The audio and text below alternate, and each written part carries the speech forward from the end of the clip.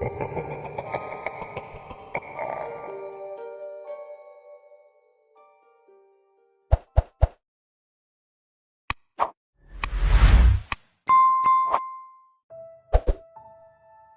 lay on a table next to a roaring fire. My hands were bound, and I was surrounded by figures in black robes. The beautiful young woman who looked like she was still in her teens approached me holding a nasty-looking knife encrusted with jewels. "Please don't do this," I said. She flashed a wicked grin and raised the knife over me, holding her breath for a moment before she plunged it toward my chest. 12 hours earlier.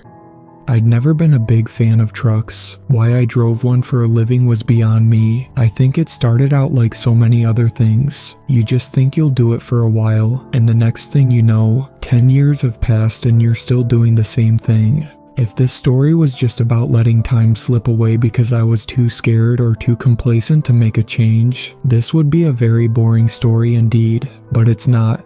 There are many people who see things they shouldn't, or more to the point, who see things they wish they hadn't. Most of these people make a choice to bury the forbidden memory deep in their subconscious and never think of it again. They cope through any number of methods, including drugs, alcohol, or other means. If they can't cope with it, they leave a note, a grieving family, and a lot of questions. One of the reasons they choose not to tell anyone about their experience is being labeled crackpot, conspiracy theorist, lunatic. Those are some of the nicer things these unfortunate souls get called. Then there's the censoring and blacklisting. Oh, it's all very subtle so as not to be discovered, but that doesn't make it any less real. My story started on a bright, sunny day when it seemed like nothing could possibly go wrong.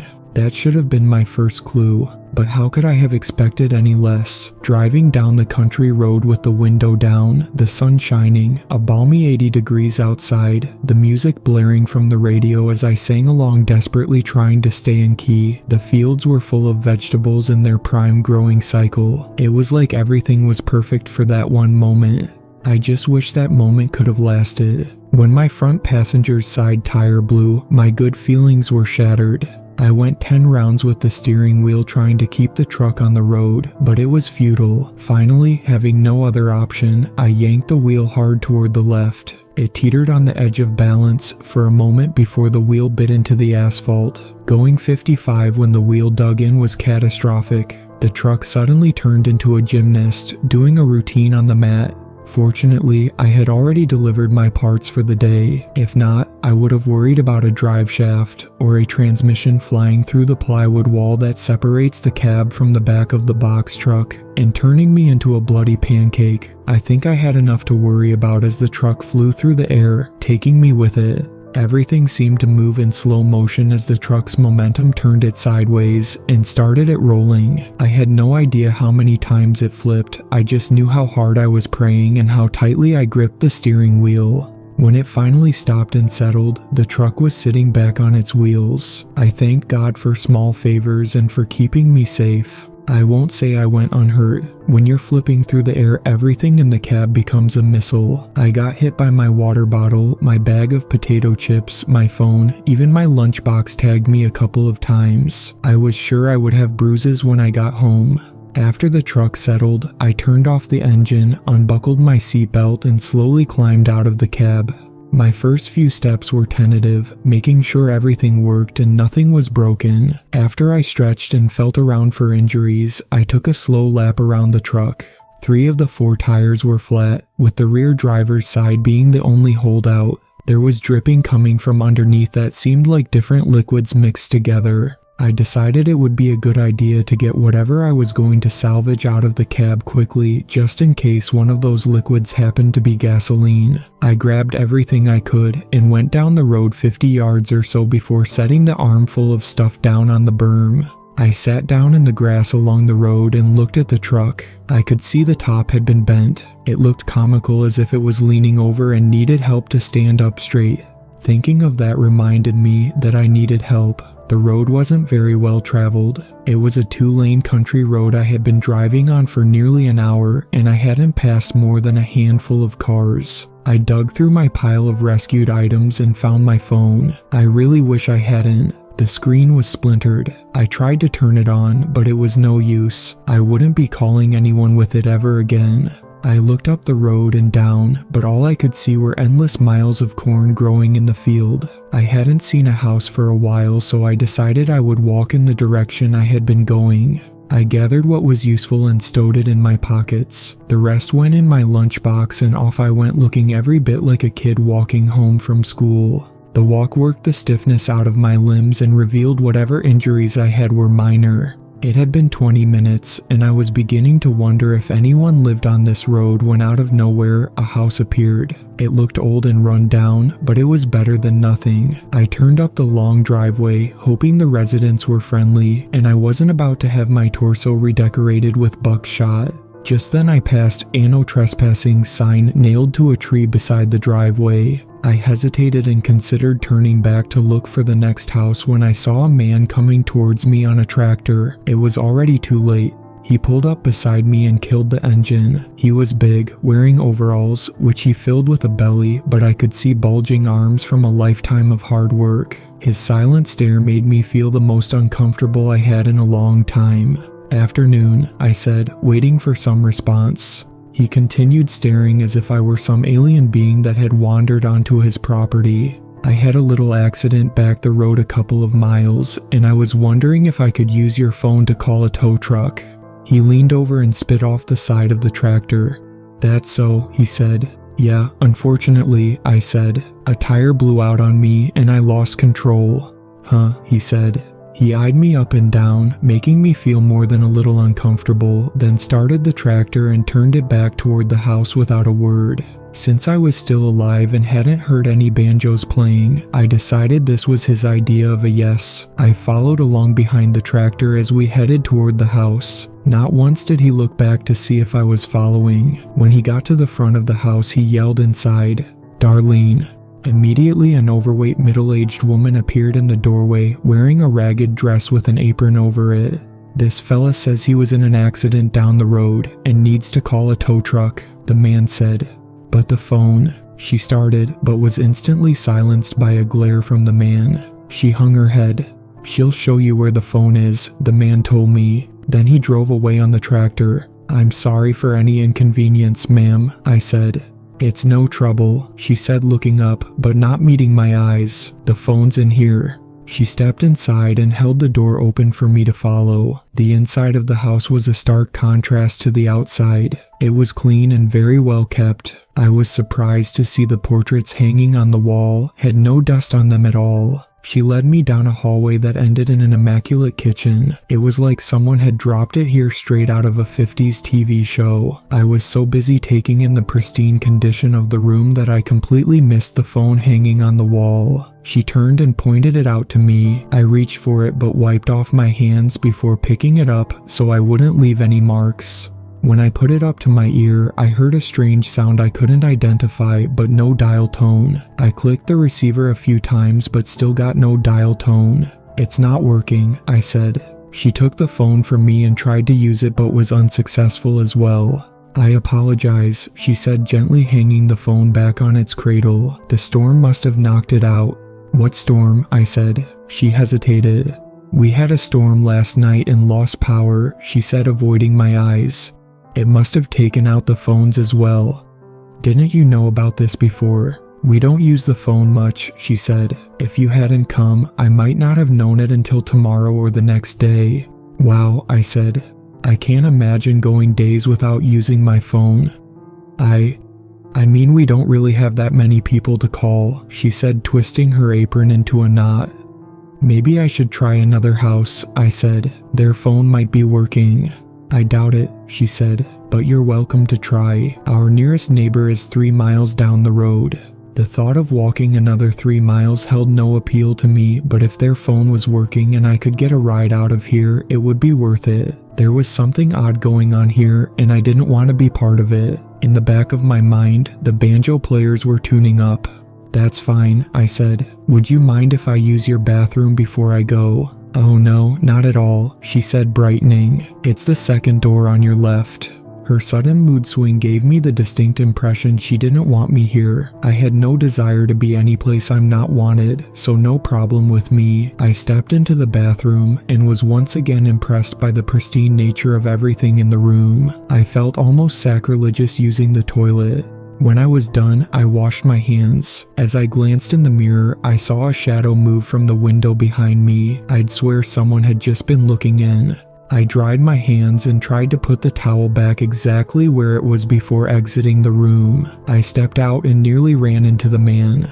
"Did you make your call?" he said. "Couldn't, the phone's not working." "Huh," he said. "I was going to walk down to your neighbor's house and see if maybe their phone's working." "It won't," he said. "How do you know that?" "The phones are all on the same line. If one goes down, they all go down. Why not stay here for a while and try again later?" There was something wrong with his face. Suddenly, I realized he was trying to smile. The problem was, it came across as super creepy. The other problem was, I had no reason not to wait here. No reason I could put my finger on. No reason except the creeping suspicion in the back of my mind that something wasn't right here. But how do I tell that to a farmer who's half again my size and looks like he could bend me into a pretzel? "Sure, I'll stick around for a bit," I said, wearing my friendliest smile. We went back into the kitchen. His wife seemed startled to see me return. She seemed even more startled to see her husband smiling. I sat in a chair at the table. "Okay," I thought, "just sit here and take a break. Don't make eye contact, and whatever you do, don't accept any." "Would you like a drink?" he said. "Sure," my mouth said, making my mind say, "Dough." The woman brought over a glass of water and I tried to just sip it, but it was nice and cold. I hadn't drunk anything in a while and didn't realize how thirsty I was. I downed it in one go. At least I kept enough self-control that I didn't give a big ugh at the end. I sat the glass down on the table. "Would you like another?" she said. "No thank you, I was just thirsty from walking." "What do you deliver with your truck?" he said. "Car parts," I said. "I deliver to local repair shops." They both wore the polite, "Isn't that interesting?" looks that told me it wasn't interesting to them at all. Darlene rose from her seat. "I should be starting supper," she said. "Would you like to stay and have supper with us?" "Oh, no, I don't want to trouble you," I said. "It's no trouble," the man said. "I really should be going." "Where?" he said. "Why don't you have supper with us and you can try the phone again after?" "That sounds great, but we're not good enough for you to spend time with," he said. That's not at all what I was going to say. I stood there, his glare burning through me. Of course, I'll stay for supper. His hardened facial expression melted into a smile. "Great," he said. "I'll go wash up in the upstairs bathroom and you can use the one down here." I smiled, but my mind was screaming, "What did you get us into?" I followed him out of the kitchen and went into the bathroom while he went upstairs. I could hear the steps creaking under his weight as he ascended. I stood there holding the bathroom door, looking at my escape, the front door a handful of steps away. But where would I go? Back out on the road where he could easily find me? Maybe I could flag down a passing car before he knew I was gone. But then again, who knew when a car would go by? This wasn't exactly the interstate. In the end, I gave up and went into the bathroom to wash up. Not knowing exactly what that meant other than washing my hands, I decided to wash my face too, just in case. As I dried my face, I saw the shadow in the window again. I tried to play it cool and put the towel back on the rack, then slid over toward the window and darted toward it. The shadow was too quick and disappeared before I could get a look. I came back over to the mirror and stared into the tired eyes of a man in his late 30s who had traded his dreams for a secure job. "You must be crazy," my reflection said. "Why don't you crawl out that window and get away from here?" I turned and looked at the tantalizing window. When I turned back to the mirror, my reflection was still there. "You want me to take the risk of escaping while you sit nice and comfy in your frame," I said. "Why don't you escape?" My reflection glanced at the window, but didn't make a move toward it. "That's what I thought," I said to the reflection. I stepped out of the bathroom and was greeted by the most delicious smell. I glided into the kitchen and drank in the smell of glorious food. "What's that amazing smell?" I said. Darlene jumped and turned around, brandishing a large spoon in self-defense. "I'm sorry, I didn't mean to scare you," I said. "It's all right," she said, her cheeks turning red. "I'm not used to anyone coming to the kitchen until I call for them. Do you need any help?" "Help," she said, looking at me like she didn't understand the word. "Yeah, help, like with setting the table," I said. "Oh, no, I always take care of that," she said, "but thank you." I went to the table and sat down, watching her glide through the kitchen with practiced ease. In no time, plates, glasses, and silverware appeared on the table. I noticed 5 place settings, including the one where I sat. I was about to ask about the others when she yelled, "Supper." It startled me when I realized it was the loudest I'd heard her say anything. The man came through the door first, followed by a boy maybe 11 years old. Next came a young woman in her teenage years. I quickly glanced away. The man's eyes bored into mine, and I suddenly found the pattern on the dishes to be the most interesting thing I'd ever seen. Darlene brought over a large bowl and a plate full of biscuits. 3 hands each grabbed a biscuit. The man took 2 and began to disassemble them on their plates, then poured the gravy over the remnants of the biscuit. "Well, what are you waiting for?" the man said to me. "Help yourself." I took a biscuit and separated it in half, then poured gravy over it that had chunks of meat in it. "What kind of meat is this?" I said, inhaling the tantalizing aroma. "Chicken," Darlene said, darting her eyes toward the man. "It smells amazing," I said, picking up my fork and diving into the gravy-soaked biscuit. "Aren't you forgetting something?" the man said.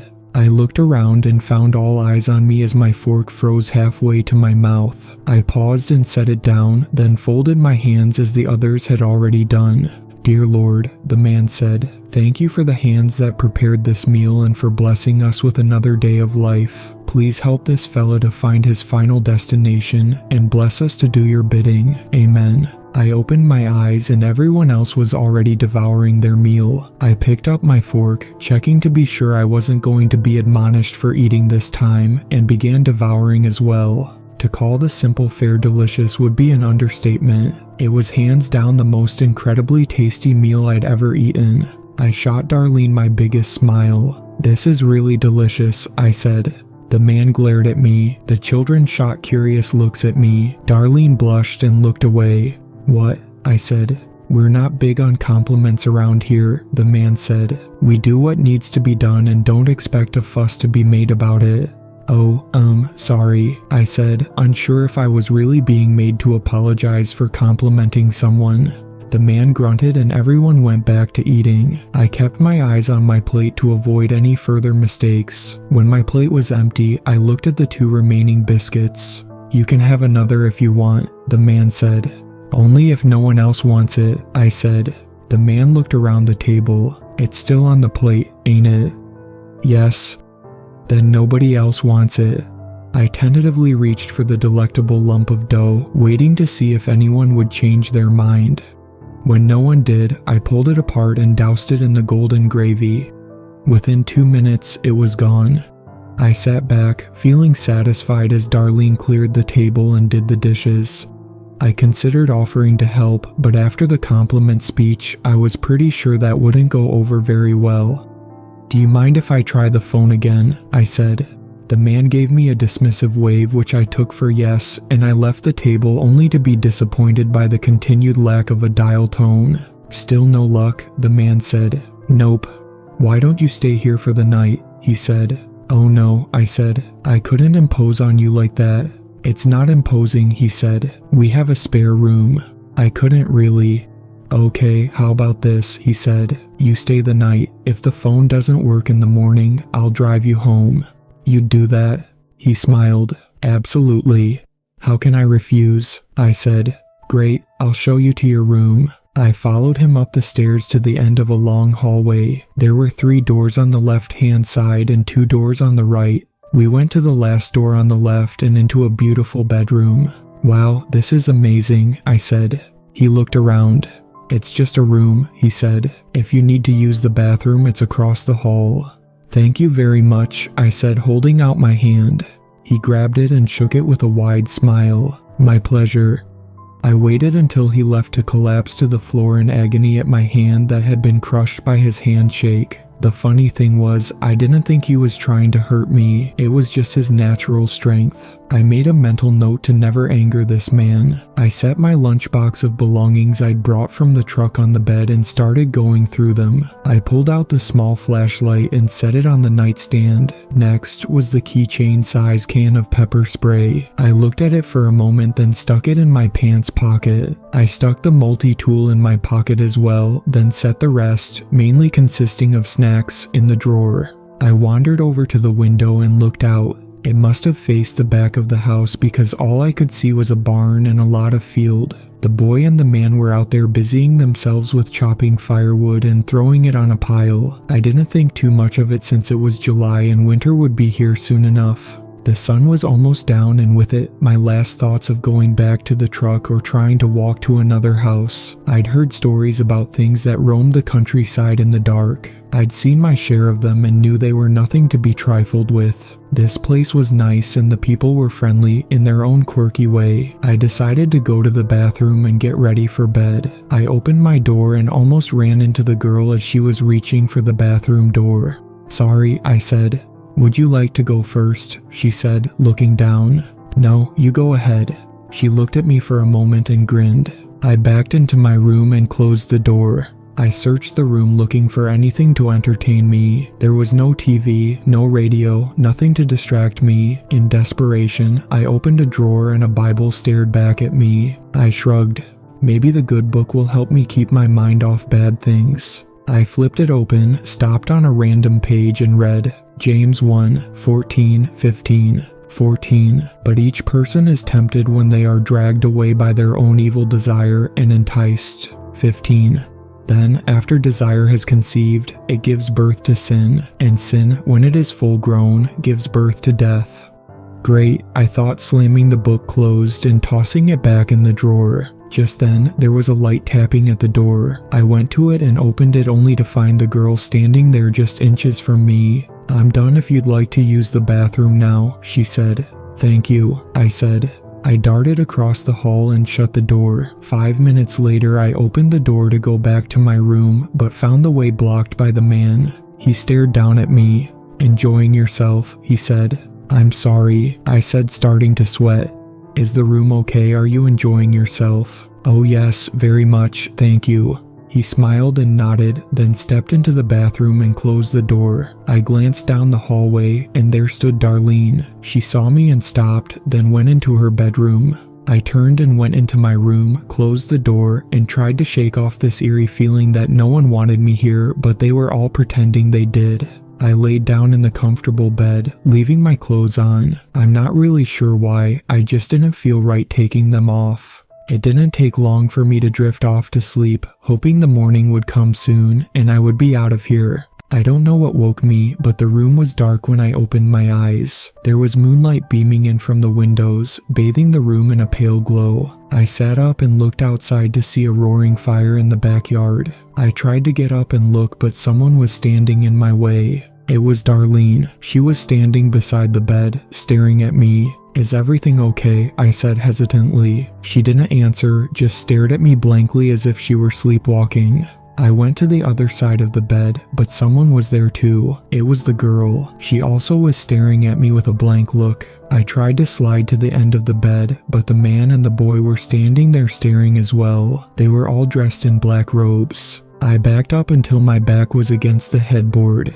"What is this?" I said, my eyes darting back and forth from one person to the next. No one answered. It was eerily silent. I was hard-pressed to hear if they were even breathing. My heart was beating so loud. I had a sudden flashback to a zombie movie where this same thing happened right before they ate the person. My mind was reeling. I was in full panic mode. I had no idea what they wanted, but I was sure it wasn't good. I thought about making a break for it, but they had me surrounded. I started thinking in terms of the weakest link. The girl was standing beside the bed. Surely I could push past her before one of the others could get a hold of me. It would have been a good plan if the door was on the wall beside the bed, but it wasn't. It was on the wall at the foot of the bed, which meant pushing past her, then trying to get past the man and the boy before reaching the door. I was past regretting ever seeing this house. I was only concerned with getting out alive. While I was thinking about escape, they made their move. They all grabbed me at the same time. It happened so fast I had no way of avoiding it. I tried to pull away, but their grip was like iron. It was even impossible to yank out of the girl's grip. They held me down and tied my hands with rope. Then they lifted me out of the bed and walked me down the stairs. We walked through the kitchen and out the back door where the blazing fire awaited, surrounded by a dozen people dressed in similar black robes. We stepped inside the circle of people and stopped just before the fire. It was burning so hot I began to sweat. The man stood behind me and held me in an iron grip. Darlene stepped up to the fire, then turned and addressed the group. Once again, our Lord had provided a sacrifice, she said, making me go into sheer convulsions of panic. The man gripped me tighter, nearly making me scream with pain. He picked me up and laid me on a picnic table. All I could think of was a barbecue, and I was the prize pig. Darlene began murmuring in some language I didn't know. It was repeated by the rest of the group. Even the young boy was murmuring and looking at me with malice in his eyes. The sounds reached a fever pitch as they raised their hands and looked to the sky. I tried to take advantage of the moment and roll off the table, but the man's grip on my shoulders was like a vice. They reached a crescendo and the sound died down as they lowered their hands and locked all eyes on me. I knew my time had come. Darlene turned toward me and pulled out a wicked-looking dagger that was covered in gemstones. She took a step toward me, then turned and handed it to her daughter. She took it in two hands with reverence, then held it by the hilt and started toward me. The once angelic face had taken on a menacing grin. She approached the table, receiving approving looks from all those around as they closed the circle in tight. "Please don't do this," I said. She flashed a wicked grin and raised the knife over me, holding her breath for a moment before she plunged it toward my chest. I was out of options. I did the one thing I swore I'd never do again. My hands darted up with inhuman speed and caught hers, holding the knife at bay. She struggled, putting all her weight into the downward thrust, but my hands had already grown larger and hairier. Her eyes grew wide as she drank in my transformation, watching as my arms, legs, and chest grew insanely strong muscles and became covered in fur. Her shock was magnified when I flexed my arms and shattered her wrists, bending them backward and plunging the knife into her chest. Her mouth fell open to scream and I filled it with my claws, ripping straight through the back of her head. I grabbed her throat and ripped it out. She fell, blood pouring from her neck, her eyes frozen in a state of shock.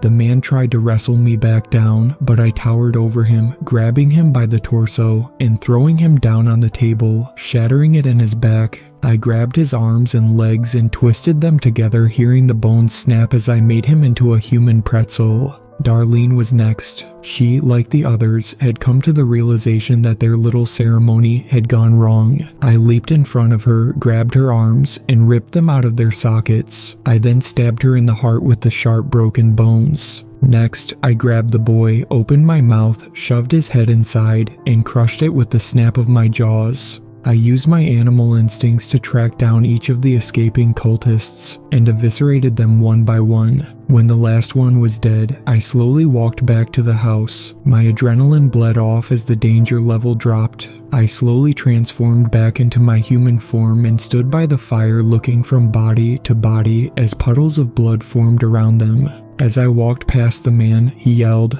"You've taken everything from me." I stopped and slowly turned, looking at his broken limbs twisted at unnatural angles. I stepped over and stood beside him. "You were perfectly willing to take everything from me," I said. "How many others have there been just like me? How many innocent souls cry out from the unmarked graves you buried them in somewhere in the wilderness after you inflicted unthinkable torture on them? You say I've taken everything from you and yet you still draw breath. What happens when one predator meets another?" He tried to look away but couldn't move his head. "One of two things," I continued. "Either they stare each other down and go their separate ways, or they fight to the death. You had a chance to let me go my way. You thought I was weak and in the end, I showed you your folly." I stepped over and ripped the sacrificial knife from the dead girl's chest, stepped back over to him, placed it to his throat, and slashed across, watching the spray of blood drain what was left of his useless life. "Now I've taken everything from you," I said, dropping the knife as the light faded from his eyes. I went to the fire and picked up a piece of burning wood, then threw it through the kitchen window. I walked down the driveway and onto the road. The moonlight lit my way as the sound of crackling wood grew less the further I walked down the road toward the place I called home. You may wonder why I wrote this. You might say I was telling on myself, and the police might have a few questions for me. That's the benefit of people who don't want to believe those who say they've seen extraordinary things. The truth remains shrouded behind the mask of doubt and unbelievability. The real reason I wrote this is as a warning. Never take strangers for granted. You never know who or what they are.